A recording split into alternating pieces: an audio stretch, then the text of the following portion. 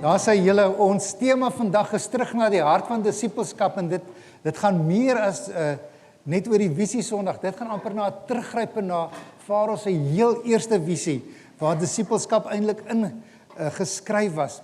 En toe so met die jare het ons visie so 'n bietjie in aanhalingstekens seeker sensitief geraak. En met die hele Harvesters, die disipelskap beweging wat eintlik besig is om oor kerke dwars oor ons land te ontplof, keer ons terug na wat is eintlik die hart van 'n disipel. So vanoggend wil ek eintlik begin deur te vra, 'n eerlike vraag te vra. En dis 'n vraag wat nie, ek wil amper sê 'n retoriese triek wil wees nie. Dis 'n vraag wat ek wil hê ons opreg oor moet kan nadink. En daai vraag is, as Jesus vanoggend by daardie deure daar agter instap en hy loop hier tussen ons rond, sou hy bly wees oor wat ons doen, of sou hy ons moes herinner aan wat ons moet doen? So as Jesus hier instap, sou hy bly wees oor wat ons as 'n gemeente doen, of sou hy ons moes herinner aan wat ons behoort te doen? Dit kan al 'n ongemaklike vraag wees, want dit vra vir ou ten diepste, waarmee is 'n ou besig? Want ons is mos 'n goeie gemeente. Ons kom Sondag kerk toe, ons sing aanbiddingsliedere, ons het so pas geprys en worship, ons gee tiendes, ons bedieninge is aan die gang. Ons is besig. Maar die vraag is ons besig met die regte dinge? Want ek dink dit is een van die groot gevare van die moderne kerk, en selfs Farao kan so maklik daarin trap, is dat kerke raak vol geweldige programme, hulle bied die ding aan en daai ding aan en die ding. En dan vergeet ons eintlik, wat is die kern van kerk wees? Waarom bestaan ons? En daarom is dit goed om so elke jaar net terug te keer, so aan die begin van die jaar te sê, dis ons visie Sondag. Kom ons gesels 'n bietjie. So hierdie gaan nou definitief nie 'n strategiese bestuursvergadering wees, wat ek vir julle die resultate van die leierspan kom deurgee nie. Dit gaan nie 'n PowerPoint wees vol grafieke nie. Nee, vandag is eintlik 'n geestelike heroriëntering. Terugkeer na die oorspronklike roeping van die kerk en van Farao. So as ons moet herontdek waarom ons bestaan, dan bestaan ons om disippels te maak. Die woord van die Here is eintlik so duidelik daaroor, en daai goue draad gaan van die evangelies deur na Paulus se briewe dwars deur. Want wat dit beteken is, ons maak nie verbruikers nie. Met ander woorde, daar's nie 'n verbruikersmentaliteit in die kerk nie. Ek kom kerk toe vir dit wat ek daaruit kan kry nie, dan is jy 'n geestelike verbruiker. Ons is ook nie toeskouers nie. 'n Toeskouer kan baie opinie sê, maar doen niks nie. Eintlik wil ons probeer om spelers op die veld te wees. En ons is nie net mense wat Sondag kom nie, en aan Maandag vergeet waaroor dit gegaan het nie. Nee, ons moet disippels wees. Dis wat die Here vir ons vra. En weet julle, ek wil julle vanoggend terugvat na die laaste woorde van Jesus, en ook die geboorte van die eerste gemeente. Nou ek sê altyd, jy kan luister na die woorde, die laaste woorde van iemand, want as iemand weet, dis sy laaste woorde, nou jy moet jou los met iets, gaan hy nie mooi broodjies bak nie, hy gaan nie vir jou vlei nie, hy gaan vir jou die harde waarheid sê, soos wat dit is. En hierdie is die laaste woorde in Matteus 28 vers 19, ons ken dit miskien so goed, ons ken dit miskien te goed, want ons het dit al 1000 keer gehoor, maar kom ons lees dit saam, en dan pak ons dit so 'n bietjie uit, in terme van Farao, en wat ons glo die Here ons voorroep. So, kom ons lees saam daar, ek het sommer al die versies uitgeleer, dit lees soos wat dit oorspronklik gelees het. Ek lees uit die 53 vertaling, en Jesus het nader gekom en met hulle gespreek en gesê, aan my is gegee alle mag in die hemel en op aarde. Gaan dan heen, maak disippels van al die nasies, en doop hulle in die naam van die Vader en die Seun en die Heilige Gees, en leer hulle om alles te onderhou wat ek julle beveel het. En kyk, ek is met julle al die dae tot aan die volëinding van die wêreld. Amen. As ons hierdie uitpak, dan sien ons dat Jesus begin, voordat hy vir ons die opdrag gee, gaan maak disippels, begin hy met 'n stelling. En daai stelling, wil ek amper sê, is meer 'n verklaring. Dis nie 'n goeie idee of 'n voorstel wat hy wil maak nie. Hy sê, aan my is gegee alle mag. So die gesag agter die opdrag wat dan volg, is so belangrik, want die Griekse woordjie wat daar gebruik word, is exousia. Nou exousia beteken wettige, erkende gesag. Dis nie brute, forcerende krag, soos wat ons gesien het in die brutale krag waarmee Iran sy mense doodgemaak het nie. Dis regeringskrag, dis die reg om te regeer. So Jesus kom sê eintlik hier, ek is nie net 'n rabbi nie, ek is nie net 'n goeie leraar nie, maar ek is die koning, ek is die heerser. En wat ek nou gaan sê, kom met die volle gewig van my koningskap. En hier is die ding wat hy dan sê. Ons maak nie disippels omdat ons dink dit is 'n goeie kerkstrategie is nie. Ons maak disippels omdat Jesus koning is, omdat hy regeer. En as jy 'n opdrag kry van jou koning, dan gehoorsaam jy dit. Ons gaan 'n bietjie daaroor praat. So dit verander dinge nogal 'n bietjie op 'n manier, want dit beteken dat disippelskap is nie een van die programme wat 'n gemeente behoort te doen nie. Dit is die program. Dit is die ding waarom 'n gemeente moet bestaan. Dis nie 'n opsionele ding wat ons so af en toe doen nie. Dis ook nie net 'n ding vir ernstige Christene of die geestelike Christene nie. Dis die kernroeping vir elke gelowige. En ons mis dit soms. Nadat Jesus die gesag agter sy opdrag gee, kom die opdrag en dan sê hy, gaan dan heen. En die kerk is inderwaarheid. Ons dink altyd aan die kerk as 'n gebou of 'n versameling mense, maar as jy dit moet mooi verduidelik, is die kerk 'n beweging van mense. Ons wil nie vasgevang word in iets staties nie, dis 'n beweging. En dan sê die woord, gaan maak disippels. Ons sê dit maak disippels in Afrikaans, maar in die Grieks is die gaan dan heen 'n deelwoord. So as ou dit meer korrek in Afrikaans vertaal, ek wil nou nie vir julle Afrikaanse les gee nie, want ek is nie baie goed in tale nie. Dan ek sal sneuwel in die verduideliking. Maar omdat dit 'n deelwoord is, sou dit in Afrikaans 'n beter vertaling gewees het dat terwyl julle gaan maak disippels, gaande maak disippels. Met ander woorde, Jesus neem aan dat sy volgelinge in beweging sal wees. Dis nie 'n spesiale opdrag vir sendelinge nie. Dit is die normale Christelike lewe. Ek dink aan Watchman Nee wat hier ook 'n boek geskryf het, The Normal Christian Life. As jy dit in die hande kan kry, lees dit gerus. So, Jesus sê nie vir ons, kom sit in 'n gebou en wag dat mense na julle toe moet kom nie. En daar's baie kerke wat dit doen. Hy sê terwyl jy leef, terwyl jy werk, terwyl jy inkopies doen, daar waar jy koffie drink met vriende, daar by jou werk, daar waar jy 'n koneksie maak met mense, maak disippels. Dit haal amper die druk van ons af. Want om disippels te maak is om te getuig oor wat die Here in jou lewe gedoen het. Ons maak dit baie keer hierdie ingewikkelde ding waarvoor die meeste Christene so bang is dat hulle eintlik nie daarvoor kans sien nie. So wat belangrik is om te weet, is dat die kerk is nooit bedoel om 'n eindpunt te wees vir mense wat tot geloof gekom het nie. Die kerk, die liggaam van Christus, die familie van Varos, hierdie moet ons lanseerplatform wees, om ons te lanseer, in beweging te kry, om te kan getuig, om in eenvoudige gesprekke met enige iemand net te kan vertel hoe goed die Here is. So as jy Sondag gekom het jy nie maar net jou plig gedoen nie. Die kerk is ontwerp nie as 'n plek waar ons kom sit en kyk nie. Dis 'n plek wat ontwerp is om ons toe te rus en ons uit te stuur. Dan sien ons maak disippels, nie besluitnemers nie, maar volgelinge. En dis nogal belangrik, want as ons moet kyk na wat is die definisie van 'n disipel, dan help dit ons.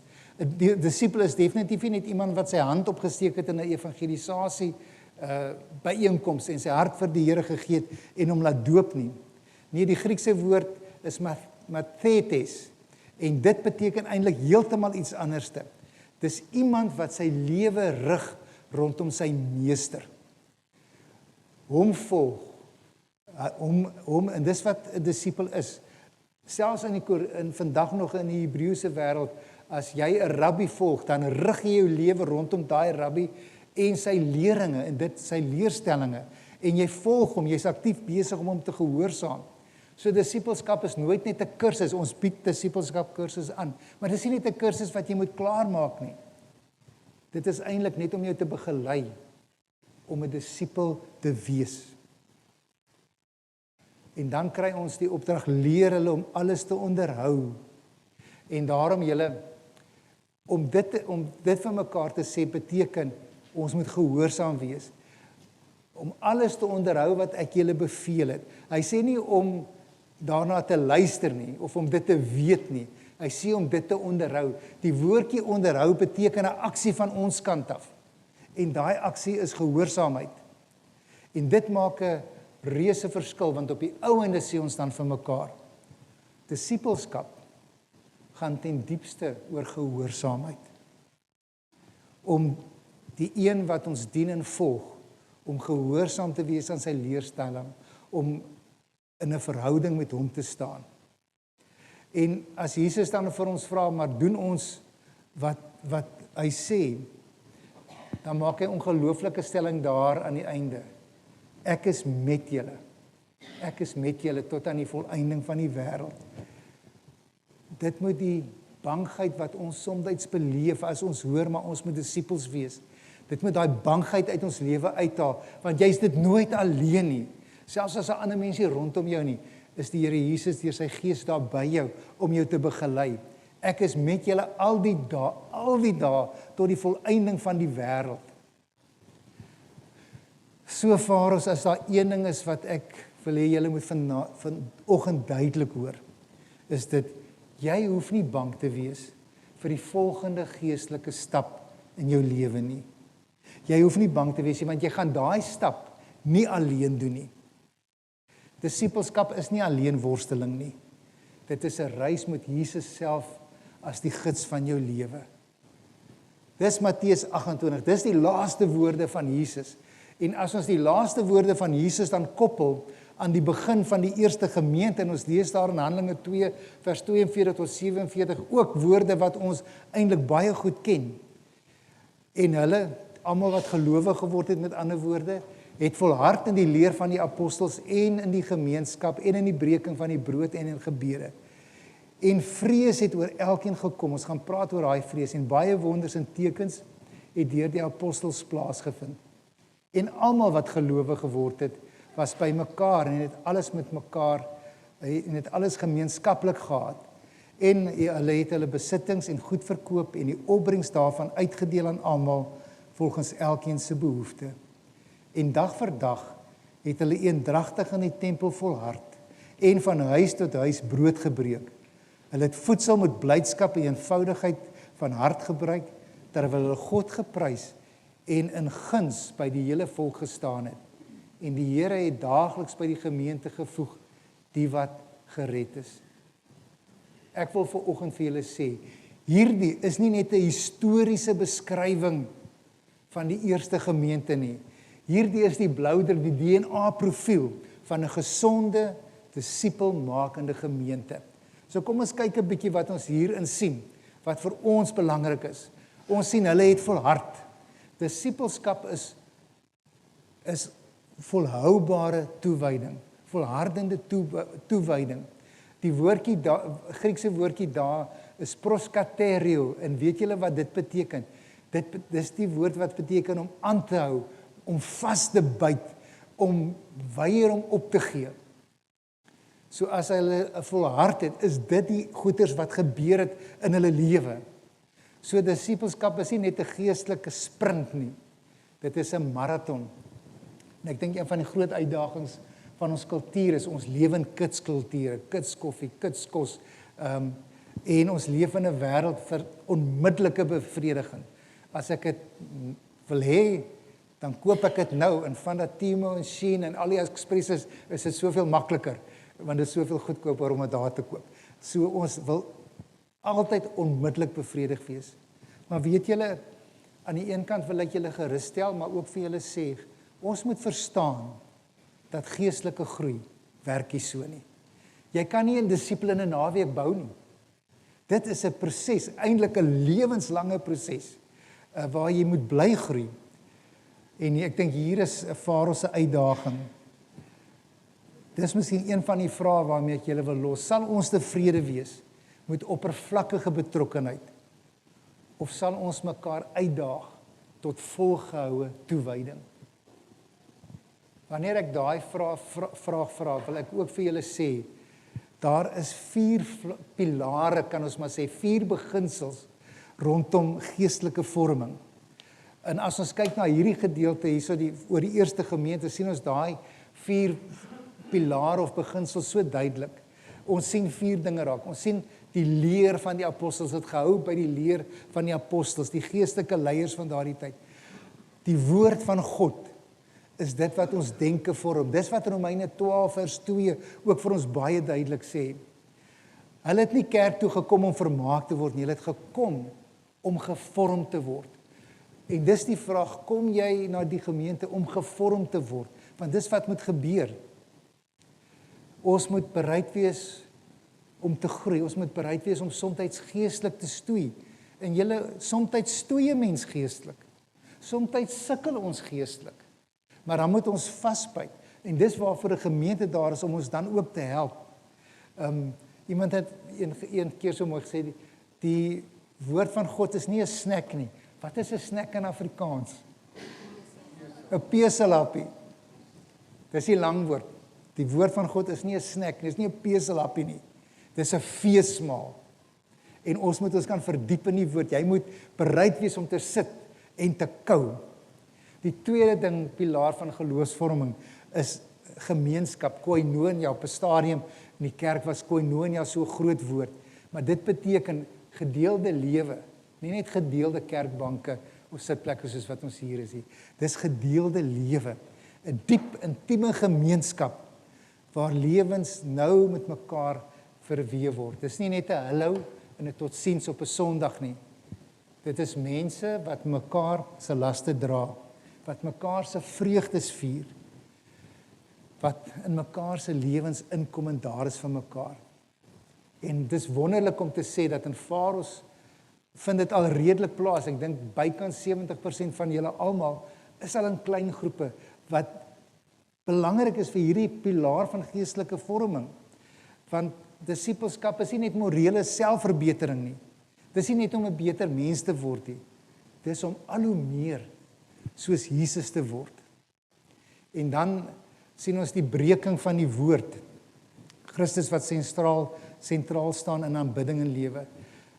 Ons probeer so elke 2 maande nagmaal vier. En nagmaal is 'n herinneringsmaaltyd.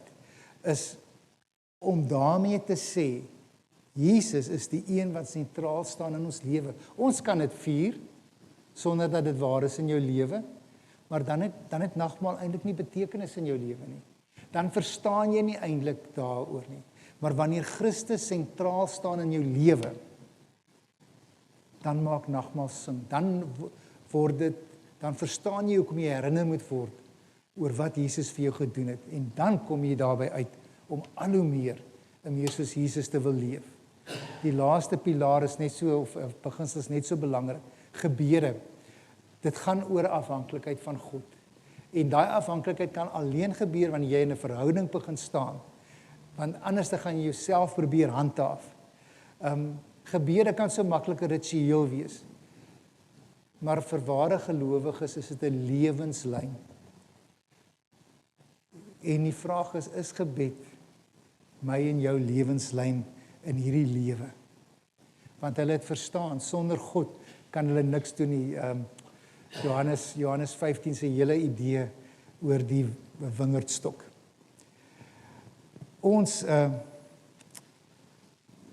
As ons sien, dit alles sê vir ons, gaan oor die tweede rede wat ons vaskry wat vasgelê word in ons lewens. Die derde rede is sien ons in hierdie vrees het oor elkeen gekom.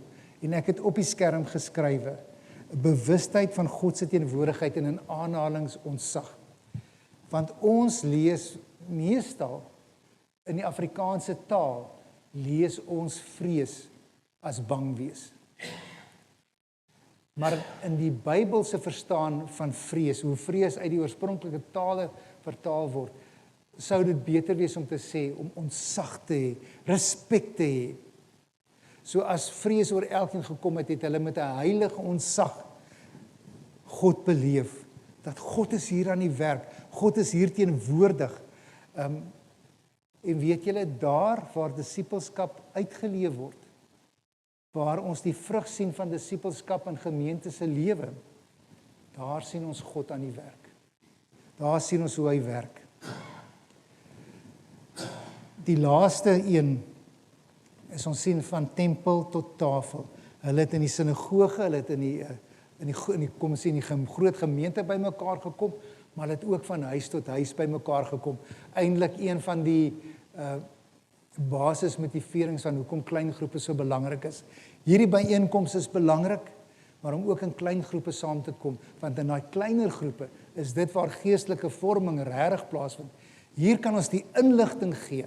Julle kry 'n klomp inligting waarheen ons op pad is, maar nou moet daai inligting geleef word. En dis waar jy ander mense rondom jou nodig het om saam met jou op hierdie reis te wees. En jy het hulle nodig.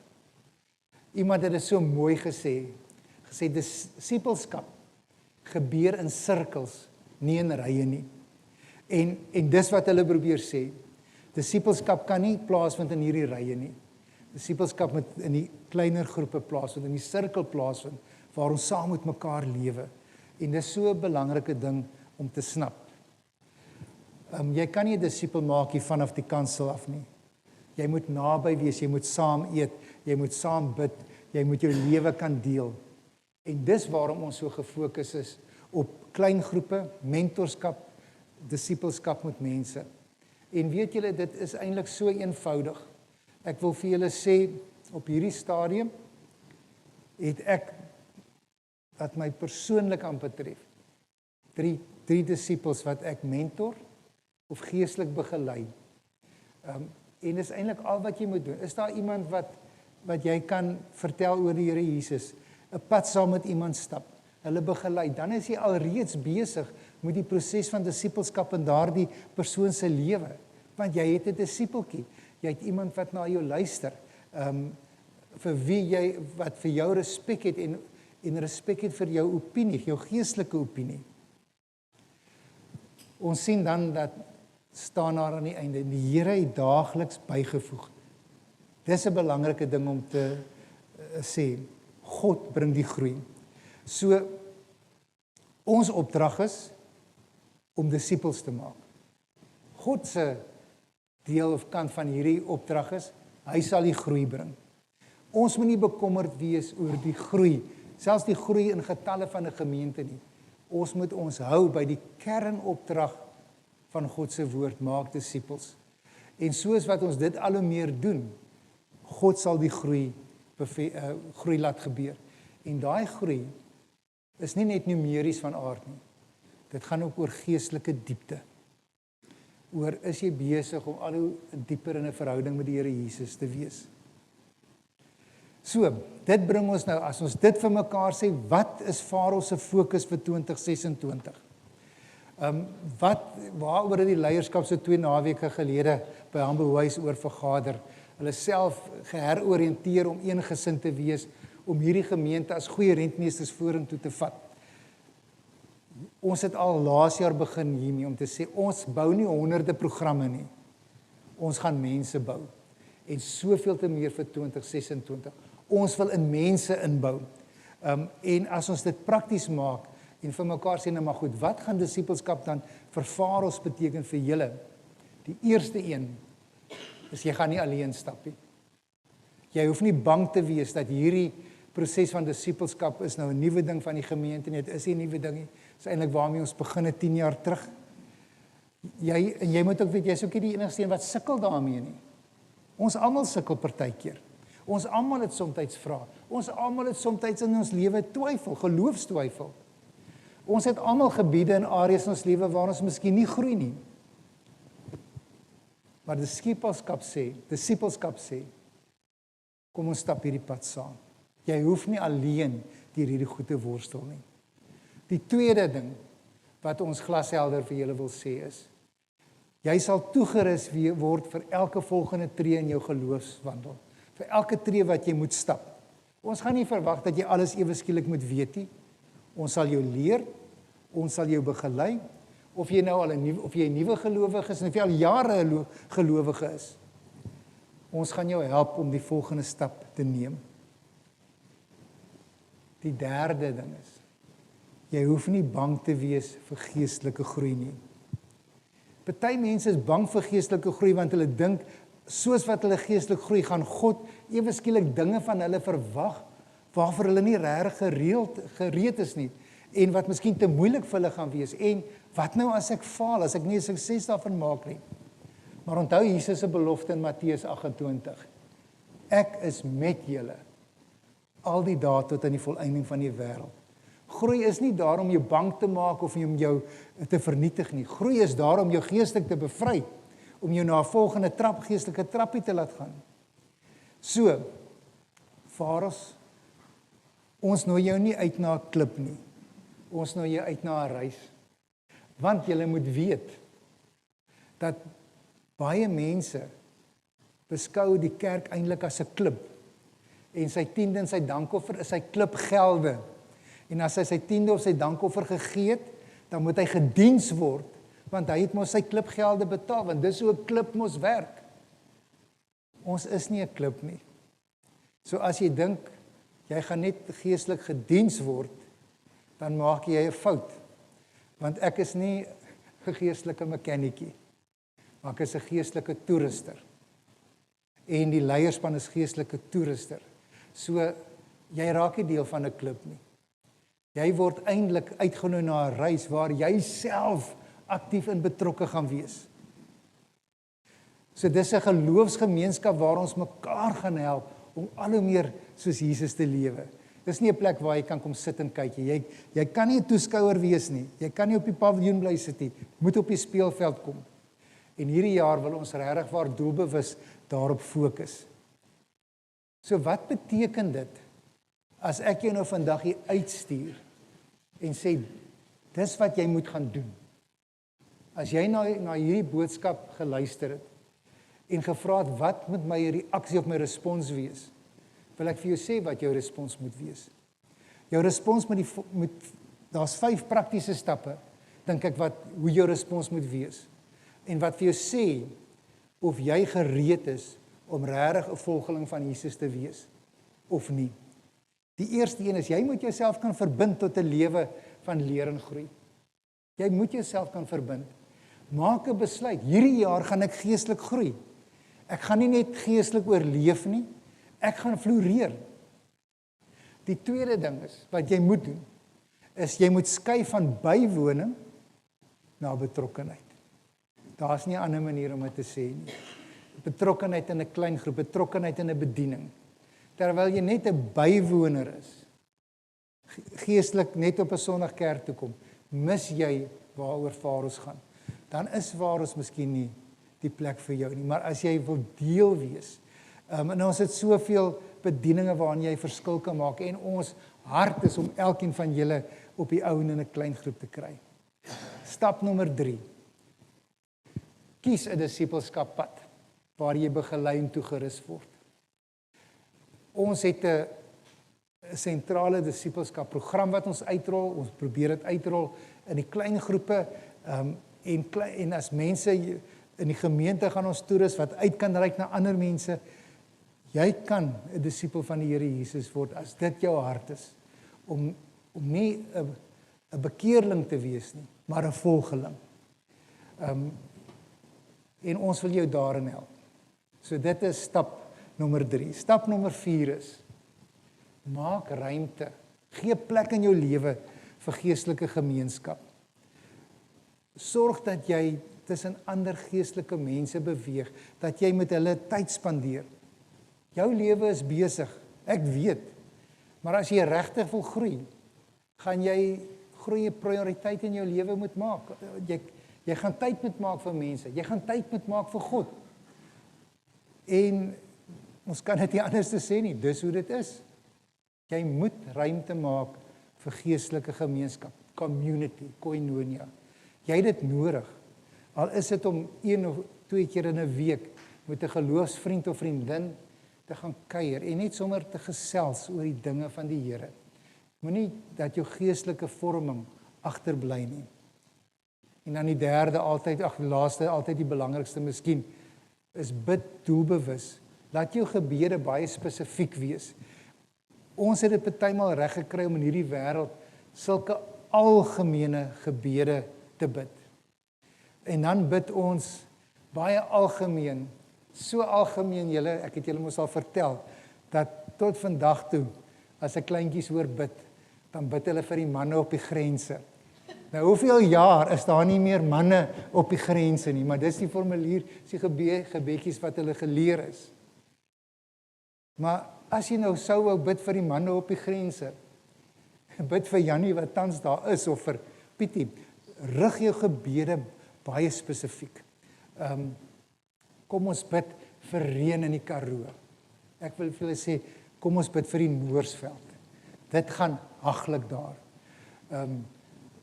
Vriende van my se voerrekening is dubbel my salaris. En dan moet hulle oorleef maand tot maand. Daar is niks op die grond. Dit lyk soos 'n woestyn. Bid vir Stytlerwil, waar dit net so droog gaan. Met ander woorde, kom ons kom weg van algemene gebede. Veral wanneer ons dit fokus op onsself. Dan sê ons in die aand, Here Jesus, vergewe al my sondes. Jy dink nie eers aan 'n spesifieke sonde as jy daai gebed bid nie. Jy sê net, jy maak 'n blanket statement oor watter sonde wil jy nou vergewe word? Bid spesifiek. Bid vir jou spesifieke sonde, vir daai wys wat jy nie van kan ontslaa raak nie, vir dit wat jy nog moet los, bid daarvoor. Jesus het op die ou einde nie disippels gemaak nie, hulle word disippels genoem. Maar as ons kyk na die 12 wat hy opgelei het, wat het hy gemaak? Hy het disipelmakers gemaak. So as ons op die ou einde sê, 'n disipel, as jy uitkom by disipelskap, dan is dit gelyk aan disipelmaker.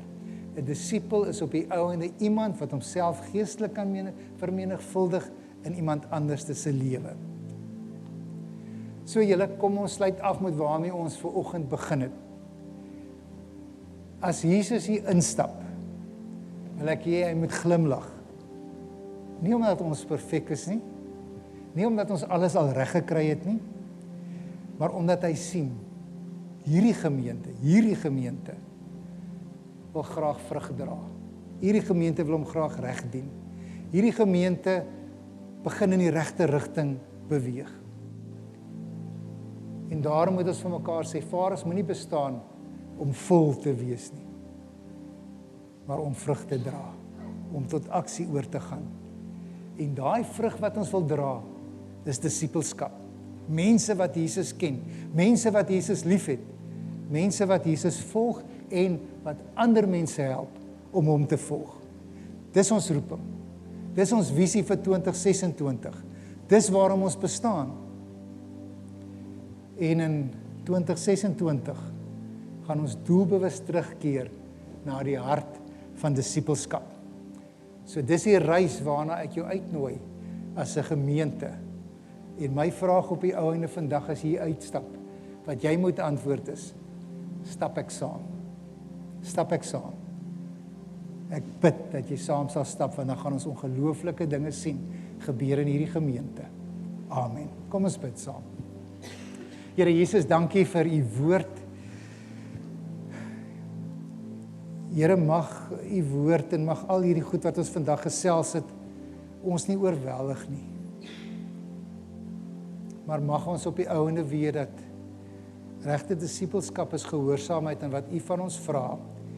En wanneer ons daarin begin wandel, dan gaan ons ware disipelmakers word.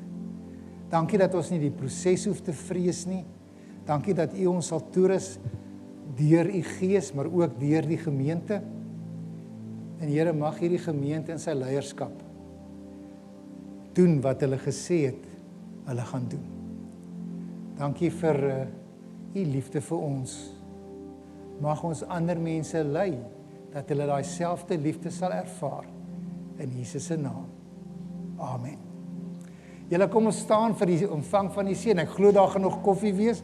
Weet jy of daar nog eetgoedjies is nie, maar koffie verseker.